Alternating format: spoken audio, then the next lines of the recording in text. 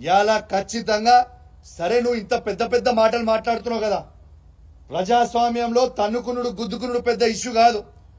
నిజంగా తన్నుకుందామంటే రా, నువ్వు ఒక్కనివి రా, నేను ఒక్కని వస్తా, ఇద్దరం తన్నుకుందాం, ఆడ తీసుకుందాం, ఎవరికో బలవంతులో చూసుకుందాం, అదే ప్రాబ్లం ఏం లేదు.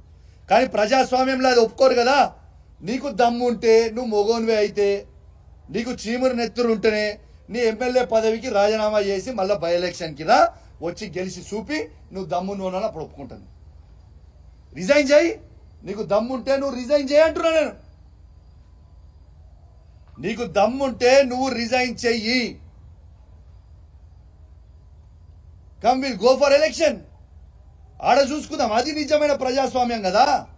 నీ దమ్మేందో, మా కేసీఆర్ నాయకత్వంలో మా దమ్మేందో మేము చూపిస్తాం. You please resign. Straight answer. నువ్వేదో తిట్టి డైవర్ట్ చేసి ఈ టాపిక్ ఏదో చేద్దామన్నా, ఐ వాంట్ స్ట్రేట్ ఆన్సర్. నువ్వు బీఆర్ఎస్ పార్టీ ఎమ్మెల్యే అయితే మీరు రాండి, స్ట్రేట్ గా టీఆర్ఎస్ భవన్ కి పోదాము, తెలంగాణ భవన్ కి పోదాము, ప్రెస్ మీట్ పెడదాము, అక్కడి నుంచి కేసీఆర్ గారి దగ్గరికి పోదాము. లేదు అంటే నువ్వు కాంగ్రెస్ పోయినావు నువ్వు అనుకుంటే చక్కగా రిజైన్ చేయి, ఎలక్షన్కి పోదాం, నీ దమ్మేందో మా దమ్మేందో చూసుకుందాం.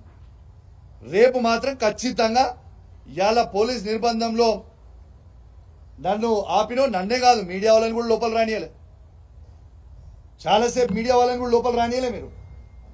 ఇవాళ ఖచ్చితంగా రేపు 11 గంటలకి మేము ఆడి నుంచి బయలుదేరుతాం. ఖచ్చితంగా మీకు చెప్తా ఉన్నాం, గాంధీ గారి ఇంటికి పోతాం. గొడవకు కాదు మేము పోయేది.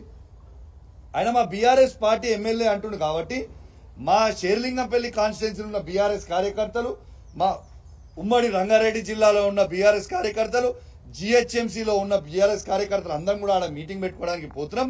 ఆయనకు స్వాగతం పలికి తెలంగాణ భవన్కి తీసుకొచ్చి మళ్ళా కేసీఆర్ గారి దగ్గరికి తీసుకుపోతామని చెప్పి సందర్భంగా తెలియజేస్తా ఉన్నాను.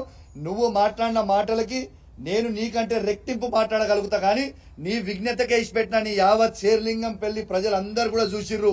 మైనంపల్లి హనుమంతరావు కూడా అల్వాల్లో మీటింగ్ పెట్టినప్పుడు ఇదే విధంగా కేటీఆర్ గారిని నోటికి వచ్చినట్టు దూషించిండు. 50,000 మెజారిటీతో ఓడిపోయిండు. నెక్స్ట్ నీది కూడా గదే గతి పడుతుందని చెప్పి సందర్భంగా తెలియజేస్తూ సెలవు తీసుకుంటా ఉన్నాను. జై తెలంగాణ, జై కేసీఆర్.